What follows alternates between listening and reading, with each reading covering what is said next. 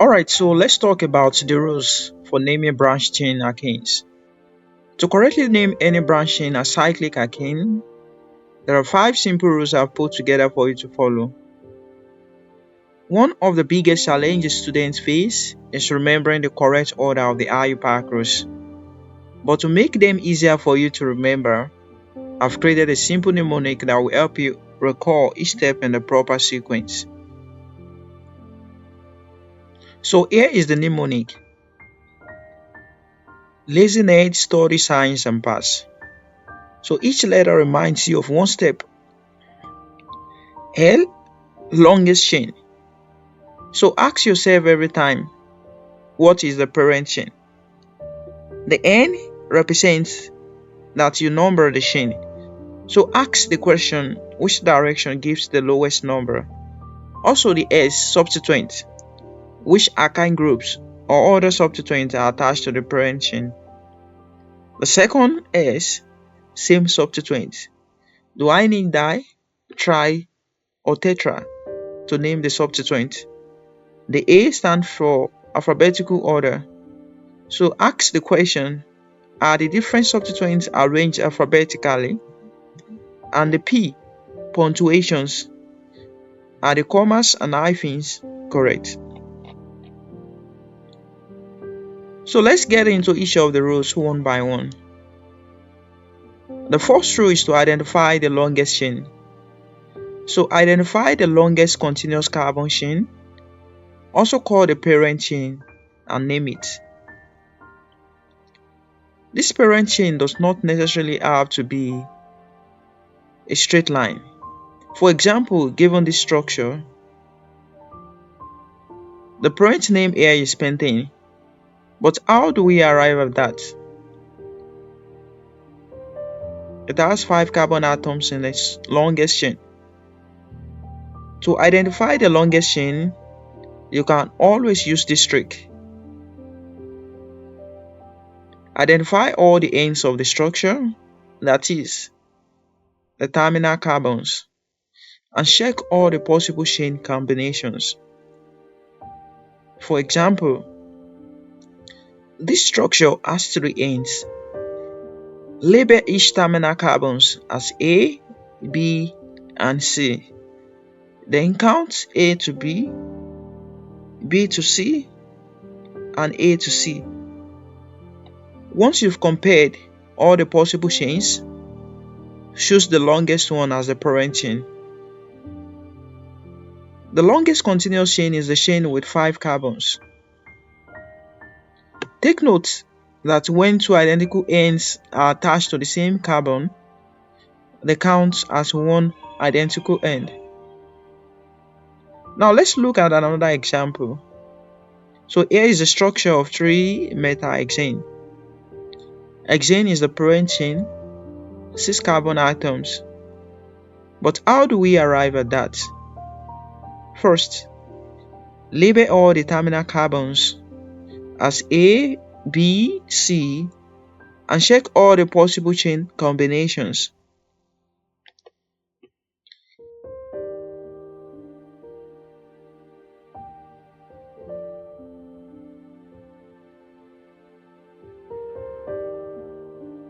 If 2 different chains have the same number of carbons, select as parent chain the one with the more substituents attached. Looking at this example, first, identify all the terminal carbons and label them accordingly. And C and D are attached to the same carbon, so they can simply be counted as one. That is, you count them as C. Ends A and B has a length of 6 carbon atoms and 1 substituent, that is the isopropyl group. The ends A to C also has the same length of 6 carbon atoms as the ends A to B. However, it has more substituent groups than the chain A to B. From the first rule, we'll be able to identify the parent chain, but that's not enough. We also need to be able to number the parent chain correctly in order to give the substituents the lowest possible numbers. Looking at this structure as an example, numbering the parent chain left to right gives the substituent a very high number value. However, the numbering from right to left of the parent chain gives the high substituent the lowest possible number. Note that the numbering of a parent chain can either be from the right to left or from the left to the right. What matters most is the substituent getting a low numbering value. Another thing to take note is that if there are more than one substituent, let's say two different substituents, equidistant from each end of the chain, and there is no third substituent to use as a tiebreaker, you simply have to begin the numbering at the end nearest to the substituent that has alphabetical priority. That is, the substituent whose name occurs first in the alphabet. For this example, etai, E, has higher alphabetical priority than metai, M. So it has the position number 2 and the metai group position number 5. But the presence of a tiebreaker like chlorine will cause the number to be from left to right. So the third rule, S, involves naming of the substituent. So after naming the parent chain and identifying the position of the substituents, name the substituent accordingly. For example, this is 3-methahexane.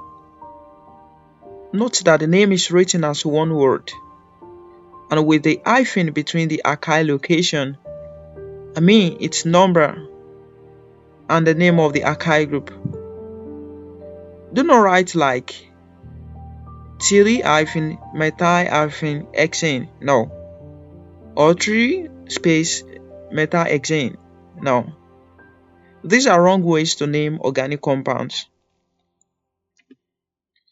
If two or more similar alkyl groups are present in a molecule, for example, the two methyl groups in this structure, you need to indicate these two similar substituents with a Greek numerical prefix di. If three similar substituents are present, you use tri. And in the case of 4 or 5 similar groups, you use tetra or penta respectively. So when two different alkyl groups are present on the same parent chain, number each group separately and list the name of the alkyl groups in alphabetical order. For example, this structure has the etai and methyl groups as a substituent. The parent chain is pentane, and so the name of the compound is 3-etai-2-methylpentane. Even though the etai substituent carried the larger or further number, it is mentioned first in the naming because of the alphabetical priority. So finally, you always have to follow the IUPAC punctuation rules, which says that separate numbers from letters by hyphens, separate numbers from each other by commas, and do not add a hyphen or a space between the last named substituent and the name of the parent alkane. Wow,